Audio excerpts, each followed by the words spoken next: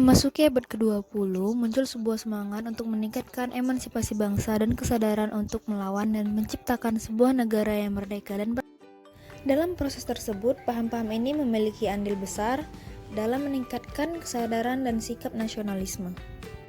Nasionalisme adalah paham yang memandang bahwa kelompok-kelompok di suatu bangsa memiliki kesamaan budaya, wilayah, cita-cita, dan tujuan. Liberalisme adalah paham yang mengutamakan kemerdekaan individu sebagai kebahagiaan hidup. Sementara sosialisme merupakan paham yang memusatkan perhatiannya kepada masyarakat secara keseluruhan.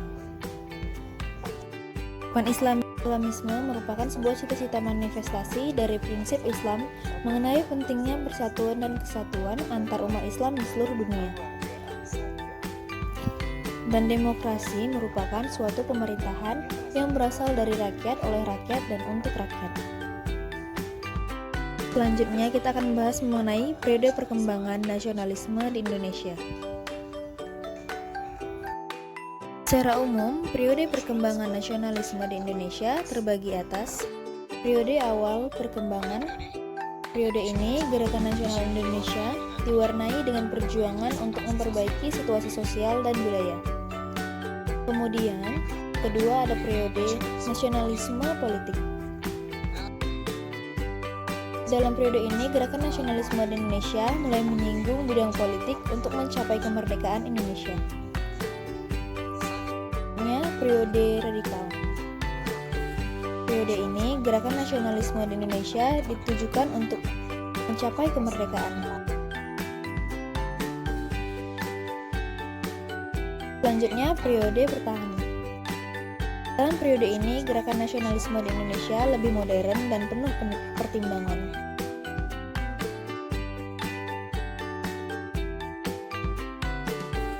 Organisasi Pergerakan Nasional yang pertama, Budi Utomo.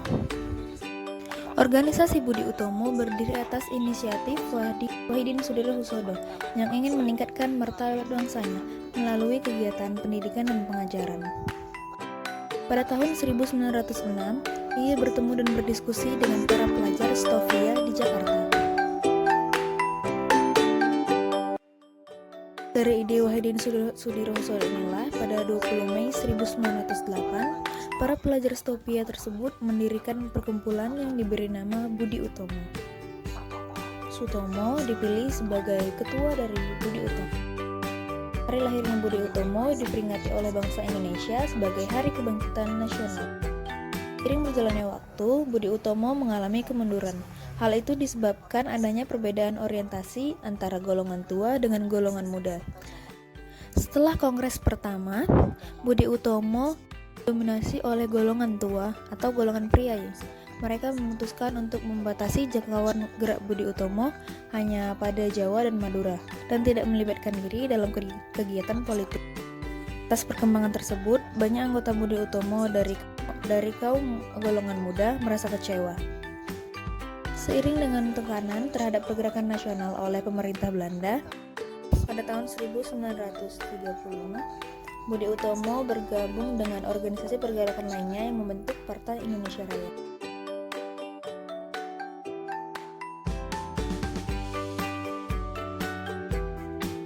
Kemudian organisasi yang kedua yaitu Sarekat Islam.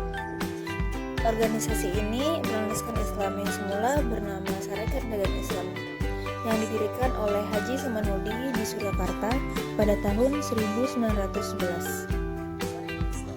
Sarekat Islam mengalami perkembangan yang pesat setelah dipimpin oleh Haji Umar Said Cokro Aminoto.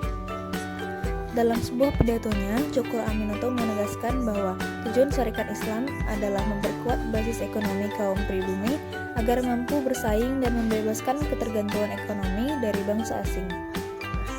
Dalam Kongres Sarekat Islam pada tahun 1916, Cokro Aminoto juga mengatakan perlunya sebuah pemerintahan sendiri bagi rakyat Indonesia. Sejak saat itu, mulailah perjuangan Sarekat Islam telah mencakup bidang politik. Dalam perkembangannya, muncul golongan sosialis radikal di dalam Sarekat Islam dan gerakan sosialis lainnya. Adapun tokoh-tokoh muda yang berhaluan kiri dan radikal adalah Semaun, Darsono, dan Tan Malaka. Adanya tokoh-tokoh ini menyebabkan konflik ideologi dalam tubuh Syarikat Islam sehingga terpecah menjadi SI Merah dan SI Putih. SI Merah berlandaskan asas komunis sedangkan SI Putih berlandaskan asas Islam.